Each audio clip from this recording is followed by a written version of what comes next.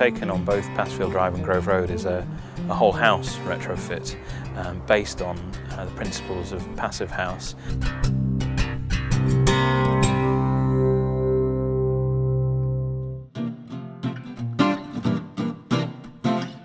At the start of the works, we're looking at how we can improve the overall airtightness of the building. So one of the very first moves is to apply a parge coat to the external walls of both houses. This means that we can cover up any cracks that may have occurred in the brickwork and deal with the general porosity of masonry construction. So once the parge coat's been installed to the external walls in the houses, we need to provide continuity between these walls and across the ceiling. We didn't want to remove all the roof finishes, so we've actually run our airtightness membrane at ceiling level.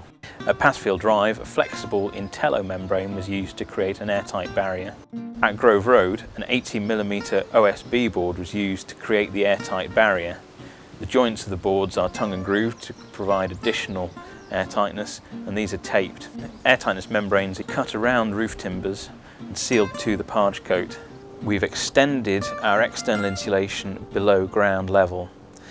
Using a water-resistant polystyrene-based insulation, we can create a thermal bubble beneath ground floor, which we believe will increase the thermal comfort within the house without recourse to a fully insulated slab as we'd originally intended. Above ground, the external insulation varies in thickness between 200 and 250 millimeters. In order to prevent a thermal bridge between our internal party walls and the exterior elevations, we're introducing wood fibre insulation with an integral moisture membrane to prevent any interstitial condensation building up in these areas.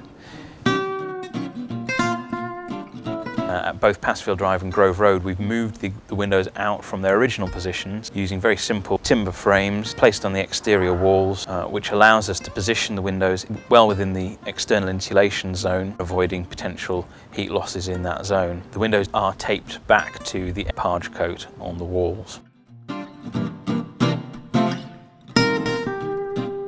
In order to provide additional thermal comfort, we're therefore proposing a very thin layer of vacuum insulation over the top of the slab. At Grove Road, we've got to have a suspended timber floor, and in order to provide airtightness of this, we're proposing to replace the existing floorboards with orientated strand board, fully taped at all the junctions and taped back to the walls. A layer of geotextile membrane is laid over the joists, creating a trough which can be filled with 150 millimeters of mineral wool insulation. At ceiling level, a layer of 100 millimeters of mineral wool insulation was placed initially between the ceiling timbers below our airtightness membrane. Above the airtightness membrane, a further 300 to 400 millimeters of loose insulation or mineral wool in the case of Passfield Drive. Heat generated by the occupants, by appliances, even by household pets will add to the internal heat within the house.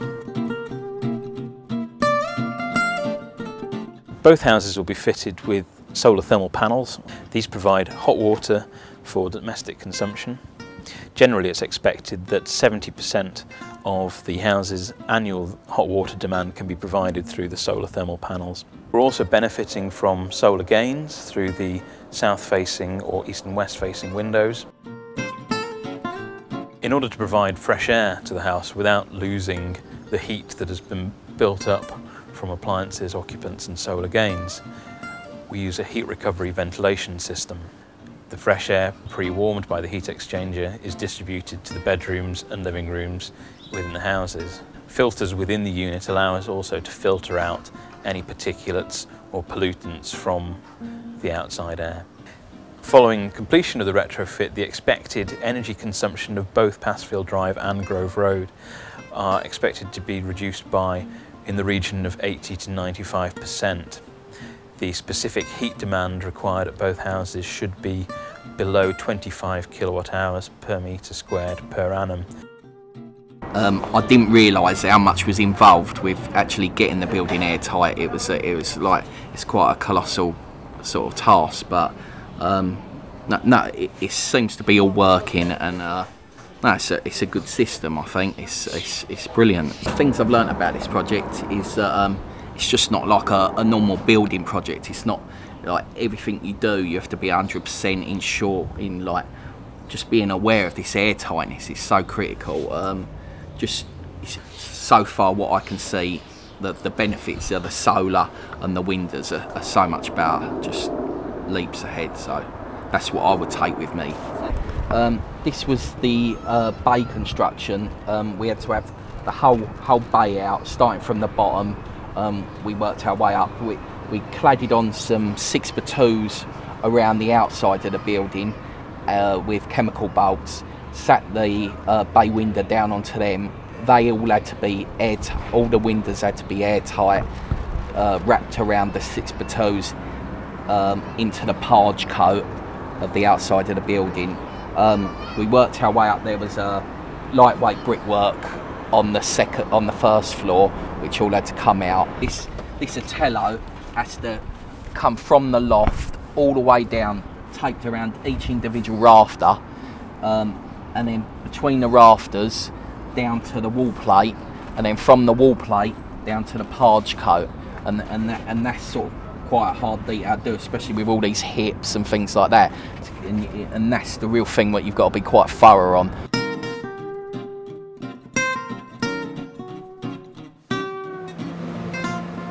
We've been asked by Anslow Homes to carry air tightness test on this dwelling here in Grove Road. Brand new passive house buildings will have a target of 0.6, but this one is 1. In layman's terms, the main idea of air tightness is to make sure, basically having a way whereby heating is not escaping from the dwelling for the occupants, thereby driving down the cost of heating. This is Passfield Drive, which is aiming for the Retrofit low energy standard, which requires an air tightness of 1 air change. That's the target. But here we are, ready to test the house.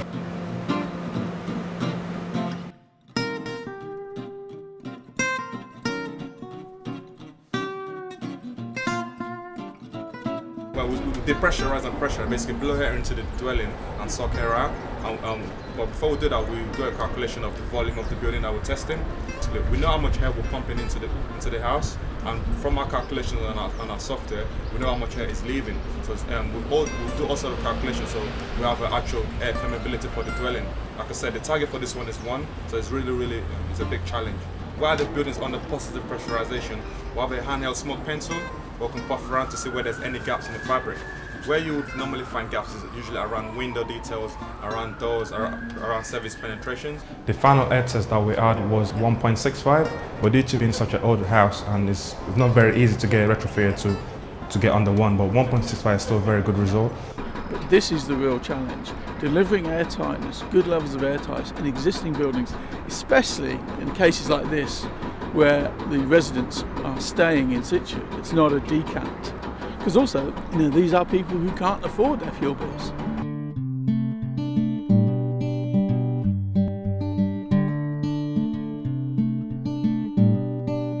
But as soon as the windows were installed, we felt the difference.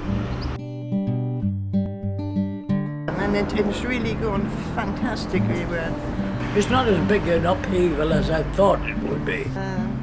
And everybody that comes in, they seem to be lovely, friendly people. They do put us first and foremost. They put our needs first. It's just occurred to me that now that we've got these new windows in, we've got a little bit deeper space here. And if I've someplace to put my flower pots, my orchids will have a brand new home. At the moment they're sitting on the floor.